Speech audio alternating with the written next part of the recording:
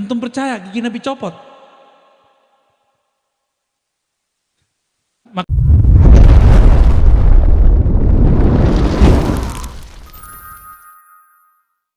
Assalamualaikum warahmatullahi wabarakatuh. Hamdan wa syukranillah ma ba'du. Sobat guys yang dimuliakan oleh Allah Subhanahu wa taala dimanapun berada.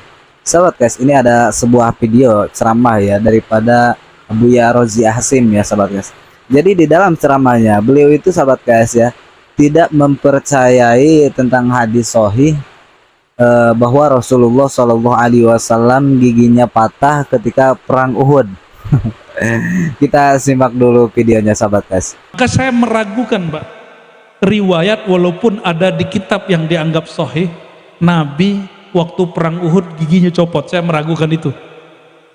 Saya meragukan riwayat itu. Mustahil itu. Ini secara akidah halus sunnah. Kan hukum akidah itu dalilnya ada 3. Dalil nakli, dalil akli, ada dalil zauq. Ya. Pakai zauq, pakai rasa. Nabi ada orang mau gorok dia jatuh pedangnya cuma baca Allah. Ya, masuk akal nggak Nabi ditonjok terus giginya copot? Walaupun kata orang hadisnya sahih. Laisa kullu sahihin mu'tamadan. Tidak semua hadis yang sahih itu mu'tamad. Kama laisa kullu dha'ifin marduda. Sebagaimana tidak semua hadis dhaif itu dibuang. Kenapa? Karena ada kaidah ad-dalil ghairu madlul. Dalil itu belum tentu dia langsung madlul, langsung dipakai.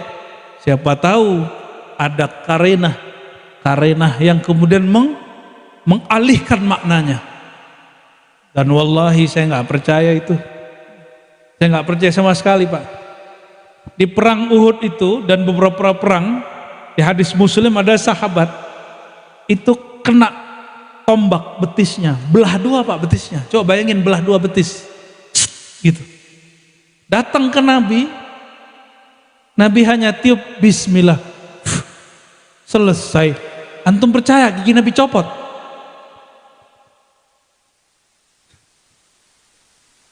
Maka tidak semua riwayat itu kita bisa terima. Maka riwayat yang menyebutkan mata masmuma, walaupun yang menyebutkan Syekh Yusuf An-Nabhani itu dikritik banyak ulama. Nabi itu meninggal dalam keadaan diracun, itu mustahil. Mustahil. Kalau beliau merasakan meriang karena bekas racun mungkin, tapi mati karena itu mustahil. Ya. Jadi kita kitab-kitab sirah mesti kita kritisi Bapak Ibu. Dia kritiknya pakai 2. Jika berkaitan dengan akidah hukum halal haram pakai ilmu hadis. Jika berkaitan dengan bab akidah maka dia harus pakai hukum akliyat. Hukum akliyat harus jalan. Akliyat itu kan tunduk kepada Quran. Yang mengerti Quran ya akal. Kita bedanya dengan Mu'tazilah. Mu'tazilah kan itu menjadikan akal sebagai sumber hukum. Kalau ahlu sunnah, akal itu alat memahami hukum. Ya.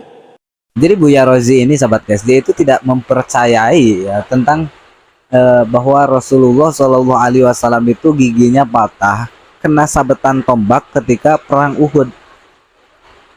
Saya nggak perlu banyak dalil lah sahabat guys ya. Jadi gini saja sahabat guys.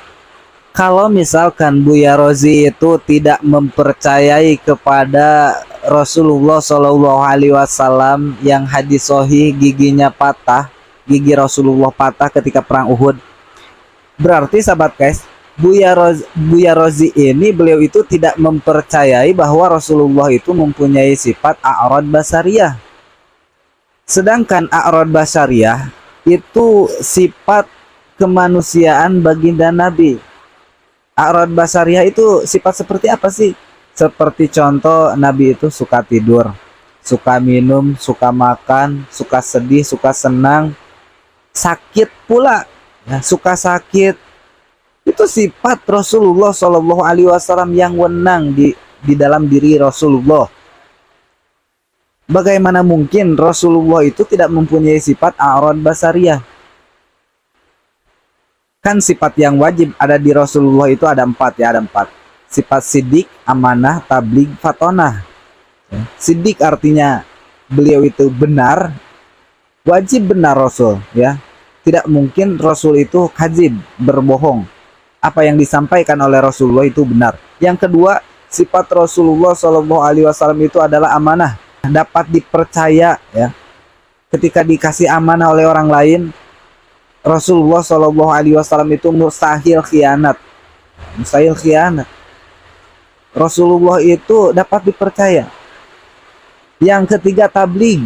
Rasulullah itu menyampaikan wahyu-wahyu Allah Subhanahu wa taala. Nah, di sini mustahil Rasulullah itu kitman. Apa kitman? Kitman itu menyembunyikan ya. Menyimpan. Mustahil Rasulullah Shallallahu alaihi wasallam menyimpan wahyu Allah yang sudah diwajibkan oleh Allah Subhanahu wa taala kepada Rasulullah untuk menyampaikannya. Yang keempat, Rasulullah itu mempunyai sifat patonah. Apa patonah? Patonah itu pinter. Rasulullah itu wajib pinter. Mustahil Rasulullah itu baladah. Apa baladah? Baladah itu bodoh ya. Mustahil Rasulullah itu jahil, bodoh, gak mungkin.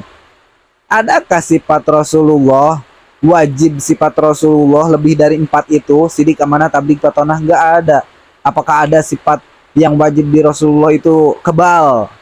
Gak ada ya. Rasulullah Shallallahu Alaihi Wasallam diciptakan oleh Allah Subhanahu Wa Taala itu tidak kebal. Kalaulah Rasulullah itu kebal, ya Rasulullah kebal, kenapa nggak Rasulullah bantai aja semuanya tuh musuh-musuh Islam ketika waktu itu? Tapi tidak ya, bahwa Allah Subhanahu Wa Taala memperlihatkan kepada kita semua itu butuh proses, butuh perjuangan. Tidak ada kekebalan di dalam diri manusia. Rasul saja sebagai kekasih Allah, utusan Allah, tidak punya kekebalan, apalagi kita. Nah, giginya Rasulullah patah ketika sabetan tombak di perang Uhud. Itu wajar karena Rasulullah itu mempunyai sifat a'rad basariyah, kemanusiaan, sama seperti kita. Sakit. Rasulullah itu sakit, pernah mengalami sakit, demam.